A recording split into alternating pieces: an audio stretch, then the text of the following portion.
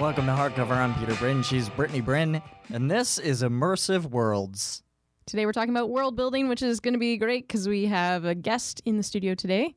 Andrew Perciballi. A fellow content creator and writer from the Windsor area, who is also a big fan of The Witcher, which is a video game, just to premise that conversation, in case you've never played The Witcher.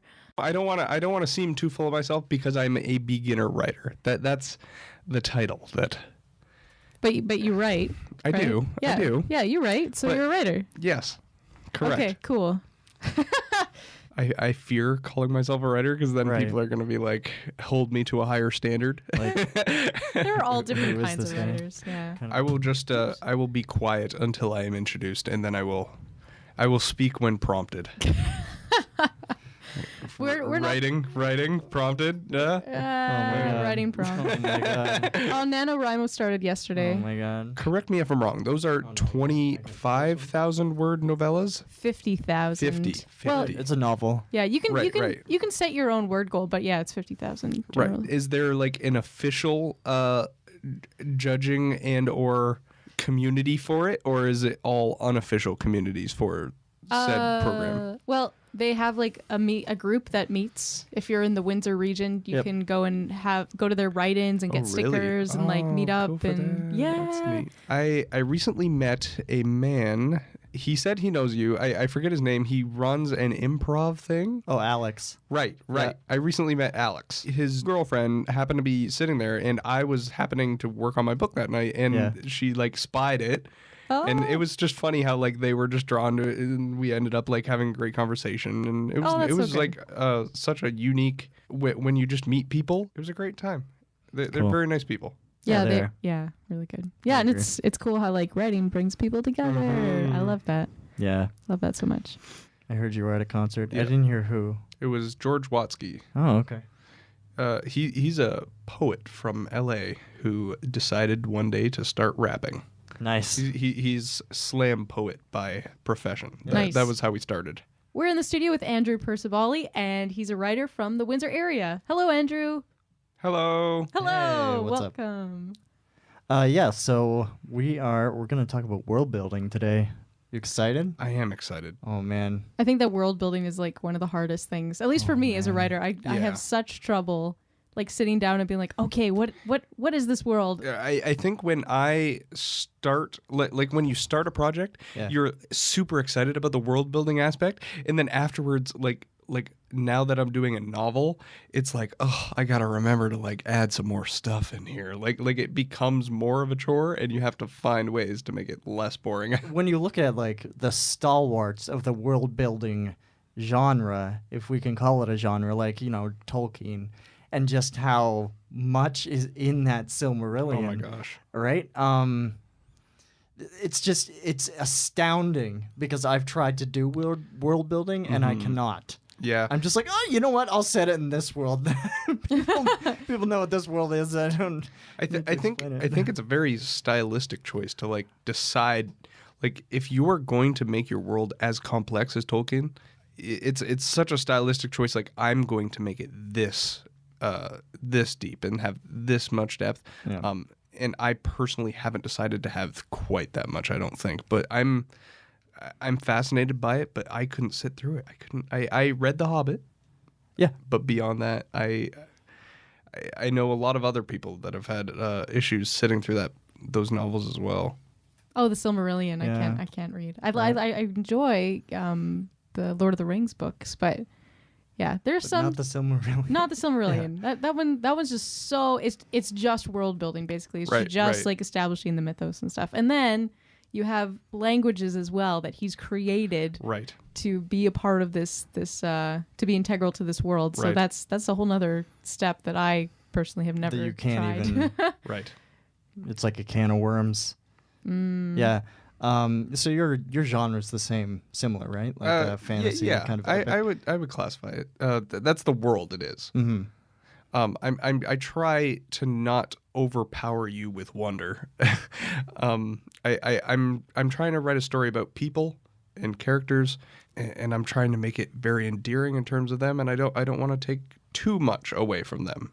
I would compare my world closer to that of The Witcher as opposed to that of Tolkien. Okay, that's fair. But I mean, those two worlds are a lot more like they're very similar. They're just Right. maybe The Witcher focuses more on a little bit more of like the magic realism. And that and that goes back, I think, to the stylistic choice of like maybe the worlds are closer than you realize, but it's just what parts of those worlds do we want to show and like Right. want to accentuate, and what makes most sense with the story as well too. For sure. Now, I mean, I know most stories don't include like card games, but Tolkien stories included things like those small things like gambling or The Witcher has Gwent. Right. So one of the things that really trips me up when I'm trying to world build a story is just how small you have to be. Like you have to get so tiny in intrinsic detail, and it kind of you get bogged down in that, right? Yeah, I would say like for something in a video game, since we're talking about The Witcher a little bit, the world has to be incredibly immersive because it's something that you're seeing and it's something that you're you inside. you're in it. With a novel, you as the writer have to choose what you portray because you never give the reader the complete picture. They kind of fill in the spaces for themselves, exactly. right? So you don't have to render as much necessarily, but you do still have to include those small details. Otherwise, it doesn't feel authentic and real, and it doesn't capture people's imagination if you don't have those small details. Right. That's why I love in my story. It's very much you're following the main character as he's finding these things out. So your discovery, like you're not outpacing the character in terms of like as he's learning about the world, like so are you. So like he's experiencing a lot of like the same thing you are when you see like some magic happening. And I try to make that as shocking or wonderful to him as I would to the reader. And I think that was a very effective way that J.K. Rowling displayed like how she peeled back the layers of Harry Potter, but by extension, like you have the assumption that the world is so much more in depth because she's showing like the different layers of it. Like she shows the wizard chess. Like, so you can only assume that there's wizards like Sorry and wizards, hungry hippos, and Wizard Trouble. Yes. But she didn't have to bring those things up, right? Yeah. So that's one of the wonderful things I think about having a character that's perhaps exploring a new land or like on an adventure. And now you've got Fantastic Beasts and Where to Find Them. Coming out, Which is on a film. Right. Almost entirely world building because that's not within the main Harry Potter storyline. Right. Yeah. Very cool. Johnny Depp has secured a role apparently. Yes, I saw that today. Whoa. Very cool. And I know what character it is if you don't mind me spoiling it for you. Oh, sure. Go ahead. The rumor is that he is Grindelwald. I would love to see that, actually. He will have a very minor role in the first, like just maybe a cameo. Sure. And then the rumor is that he will have a larger role as good. time progresses. Good. I didn't realize it was going to be a series. Yeah. Cool. I believe 5? Wow. 5. That's ambitious. Yeah. All right. Well, originally I was watching like a little interview on CNN about it, and originally they made this in the scope of one film, and then realized kind of like The Hobbit did with like, oh, we can't fit all this in one film, and they said, well, if we're making multiple films, let's make multiple films. Like, let's not just make multiple films for the sake of making more movies. Let's cover all of this. Let's do it right. Yeah. And I think, I enjoy that about her work. Yeah, and I think that's why this is going to lend itself to such a.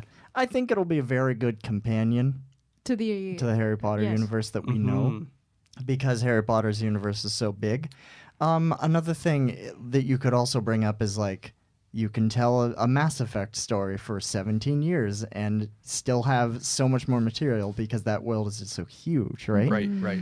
Yeah, so similar things with Star Wars, Star Trek, these huge epics that are around, and you can pick stuff out of that and go with it. Right. So Andrew, why don't you tell us about like how you started maybe writing, like how did you get into world building? Like how did that become an integral part of your writing? Because you said character is important too. Right. But I want to say like the initial concept for it was all done in the first night that I decided to write a novel. Okay. Like, and I want to say like the percentage that I did on that one night in terms of like what I dreamt up was the basis for what I have now. And I wanted a situation in which an adult has the Harry Potter experience of being exposed to something all at once.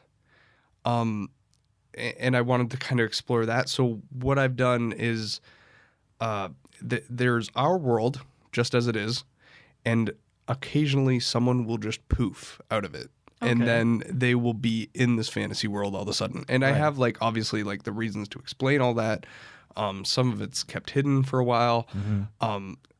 But essentially now we have this character who's significant because he is the only one to survive this process that is over a certain age. Right. And because of this, he's a significant force because these people that this happens to are usually very good at magic and they have like a knack for it. I developed most of that concept, I would say, within the first night and getting into the magic and stuff and like what I wanted to happen to this character originally. So how do you do it? I mean, how do we all go around these things differently? So do you take a wall in your house and I make pace. I pace. Yeah. I pace endlessly. Because I have my apartment to myself, I'll just put on some music and I'll just like pace back and forth and like think it out. And I'll usually like it'll happen 2 or 3 times before I'm like, yes, that's definitely going to be in there. And then I'll like, okay, now I'm opening a document and I write it out. And I have like folders full of like, this is some lore that I have. This is like I want to include like chopsticks to be like part of the culture, and I'm trying to like integrate it so it like makes sense that it's in some of the cultures and not others. Just little things like that. And sometimes when I'll read, I'll be like, I need something here. I need a little bit of tang to make this still fantasy. And if I read like a scene, so then I'll sprinkle in a little bit of the local culture and just some original ideas mixed with some ones from our world. Yeah. So do you ever have to do any research like regarding economics or like politics? Because those are all part of world building too. Like how does the society stick together and how does it like generate income and what do the people do in it? I think the biggest roadblock I stumbled upon was I decided I wanted to make a map. And I was like, well, if I'm going to make a map, like I got to make sure it's like to scale. So I had to figure out like the horse travel speed. Right. And then I had to like map it out. I made like 5 different versions of this map, and then I finally settled on one, and I'm like, it's not perfect, but like it's a working map that I can like use to just keep track of things like within my own head. So I had to do like a ton of research on like horses and stuff, and I feel like already the horses thing keeps coming up. Like I have to like, okay, how do they take care of a horse, and how do they like shoe a horse, and I have to like, because those are, especially where there's travel involved, you have to like mention that. I feel.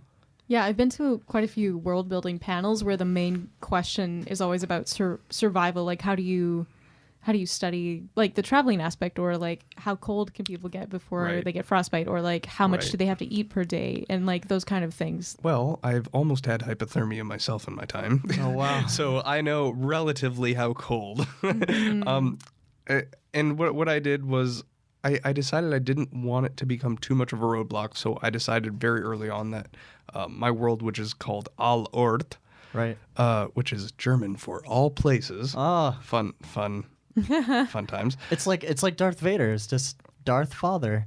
I did not know that. Yeah, Vader, before this very moment. Vader means father. Right. Okay. And he's like, oh, the big sorry, reveal. my mind is just blown. Anyways. I should have known.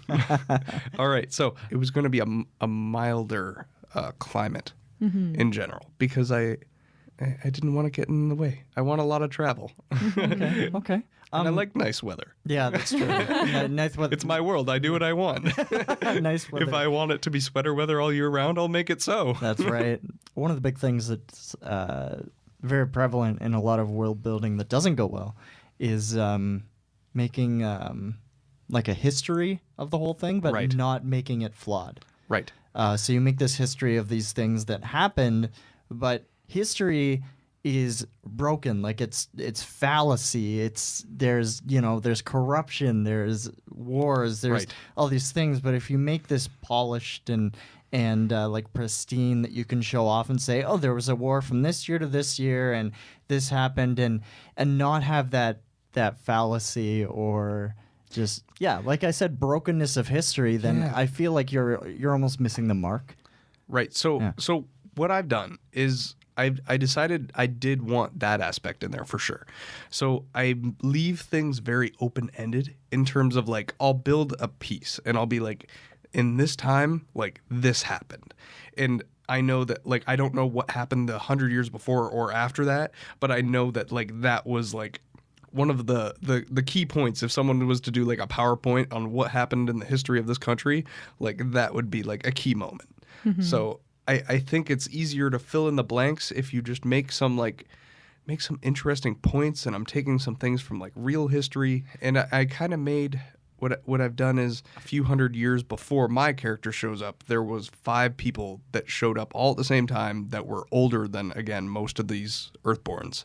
So these 5 people were like the basis for most of the lore, I feel, because they became somewhat leaders in terms of like they were all kings and like queens in their region. So I'm building my lore mainly around the story of those 5 people that we like never meet in my story. Oh, okay. Something too about world building is science fiction and fantasy is often a vehicle for commenting or discussing current issues in the world, or like current situations or current questions. So do you feel that like when you world build, do you have things in mind that you kind of want to like address or like explore? I am anticipating there to be cultural differences in certain. I have like a more Nordic part of the world that I haven't got into yet, but I have a plan to have a very barbaric Icelandic culture in there as well, and I'm anticipating to show like the murkiness between different cultures. I haven't worked it out more so because I'm most focused on my main person at this point, and I'm anticipating this to be a series. So that's why I haven't gone into it as much yet. Mainly the current issues that I want to discuss are like just how we interact, like very more so zoomed in terms of like how people interact with each other, and I on an individual basis. So that's something I've been focusing on for the time being, at least, especially when you're first being introduced. I didn't want to overwhelm with so much. Yeah, I want it to be plot driven at the beginning, just to get the ball rolling. Are you familiar with something? It's been going around the internet, so it's not an actual phenomenon or anything, but it's called the skooma effect. I have heard of this. Skyrim. The Skyrim, right. Yeah, okay. So there's a drug in Skyrim called skooma, and you can get addicted to it and go to skooma dens, and you can actually play the entire game of just being a drug addict and just being addicted to skooma. Really? And that's the thing you can do. There's so much to do in Skyrim. Right? and I mean, I don't always want to bring this back to video games, but that's another great aspect of their world building that Bethesda has done, is that is such a it's such a thing that a player might never even consider possibly even doing ever, and then someone might be like, what is this skooma thing? And your character can get addicted to this, and it's just such a small thing, but also such a huge thing, because almost every culture in our world is affected by drug use. Illicit or controlled drug use, and that leads to like substance abuse, things that get bigger and bigger and bigger and can affect like a main storyline. Right, for sure. And so I've heard it kind of referred to online as the skooma effect, of just like, what kind of like a skooma-esque thing do you have in your world? In terms of one of my main themes that I'm going to be talking about is like how uneducation sometimes can affect a population as a whole, and the effect that it could have on like a soul family. And I want to weave a family into this somehow. It's still early, but that's been something I wanted to do ever since I started replaying The Witcher, and I really want to discuss how war affects lower class people who have to like suffer through war, but don't get as much say in like what really happens, especially like in terms of medieval times when there weren't perfectly democratic systems. Sorry, I shouldn't say perfectly democratic, but that is definitely one of the things. I haven't exactly considered drug use yet, It could exist. So I've discovered that what I want to do is when a man uses a wand in this world, that it is very much like a drug. Oh, okay. So yeah. Female sorceresses can use a wand with no issue. And I haven't figured out the mechanics yet as of why, but I will be. But I've decided that for men, it will be a struggle. And because I follow a group of young people, it's definitely going to affect that group at some point in time. So that's going to be a issue that they will have to reach inside themselves to fix, as opposed to reaching to others for help or like straight up just combat to solve that problem. So macro to micro problems. Right. Looking at how those are affected. Right. This is just an aside, but I found a deity generator online. I was looking up world building, and there's a deity generator. So I'm going to create. Is it just for names? No, it's here. I'll do one. Right. So I'm going to create deity. Okay. We just created a deity, everyone. You heard it here first. It's on hardcover first. She doesn't have a name. Okay, so this goddess has a comely appearance. She's associated with wit and communication. Right. There's your deity. Wow, that's so apt. So if you ever need help coming up with gods for your worlds, Google this deity generator. I think that's interesting too. That world building often involves like religious elements or creating gods. Right. Yeah. So one of the things that I decided that I'm having a lot of fun with is because this world. So how it works is there's no real passage back to Earth. Okay. But so there's a flow of people into this world from Earth, but there's not so much one back. So they can't like send stuff back. But Christianity came with one of those original 5 people who was someone who was very versed. Right. I haven't figured the details of it, but they practically memorized the Bible. Sure. At some point. And because of this, Christianity has like spread very thickly throughout all our. I feel like I shouldn't use the accent when I say that. No, definitely. I've never said it out loud before. That's my problem. Use the accent. Use it. But and also as well as German has a lot of the words that I'm using have German roots. Yeah. Especially in the southern regions of my world. So like I'm having fun with taking topics such as Christianity from like how they came in this world and kind of just injecting it into my world, but like doing it that's different than here. Like it transform. Like it's like a game of telephone. Like it changed once it got to this world, and now it's like it took on a meaning of its own. Like while it's there. I'm so focused. I know this topic is mainly about world building today, but I'm really trying to make it so it's focused on the people. But because I have been allowed to world build, I've really been allowed to create a world that affects the story perfectly for the one that I want to tell it. And this story is really about a group of like young refugees. I don't want to spoil anything, but that's all I'll say. Okay. But it's really going to be about their decisions as young people to shape the world around them. And really, they're given a lot of power to do so. And that's why I've loved world building up to this point, because you can use it to stylistically make your story perfect, even if it's not the main focus of it. So if you're world building a person, and you can chime in on this one as well, because you've world builded before, right, Brittany? Who, me? Yeah, you. Yeah, a little bit. But what I'm saying is, if you're world building a person, it's very hard to do that properly, because you have to almost assign questions to this person, and you have to give them basic functions. Like you have to give them sentience, or you have to give them a purpose or a reason or a drive, or like they have to ask those questions that's another fun reason I like this, because then you say like this is the world, and that's why this person makes sense here. Exactly. And that's why this person is what they are, because of their external factors and environmental factors that have like really shaped this person. And I'm having fun doing a lot of flashbacks with some of my main characters right now to kind of introduce them. And revealing little hint moments at who they truly are. that our main character doesn't know about yet. So that's been a fun way to use world building to, again, affect my story. Awesome. So you're not finished the book yet, but Right, where can people go to kind of keep up to date with what you're doing? Okay. And yeah.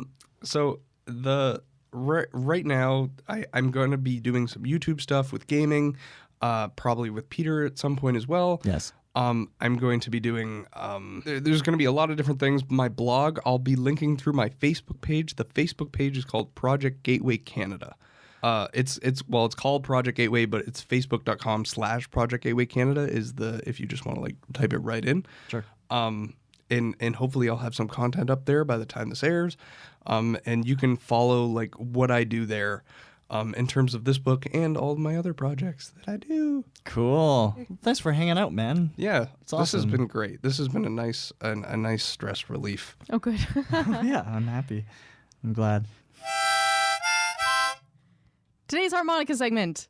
So we're talking about world building and, creating like a universe or a culture or kind of like a background for characters to interact and to, live in. Yep. What is your favorite example of world building? You know the scene in Blade Runner where I'm not going to spoil anything for Blade Runner because it's an amazing film and everyone should go watch it. It's like cyberpunk at its glory days. You know the one I'm talking about with the speech? Yes. That speech carries so much in it.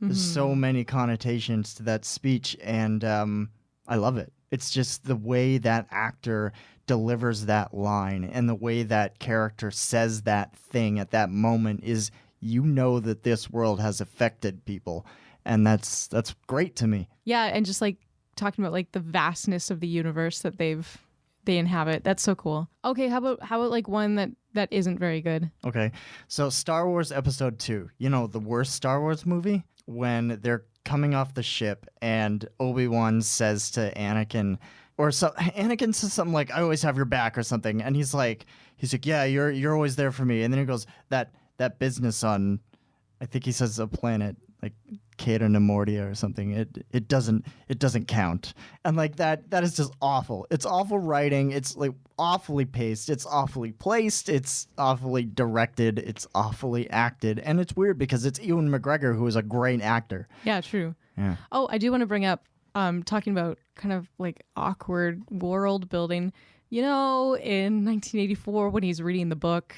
And it's so dry. And it goes on for 6 years. It's like, this is the history of this world, blah, blah, blah, blah, blah. And you're like, oh, I understand why this is important, but I don't care. I want to know what's happening with Winston and Julia.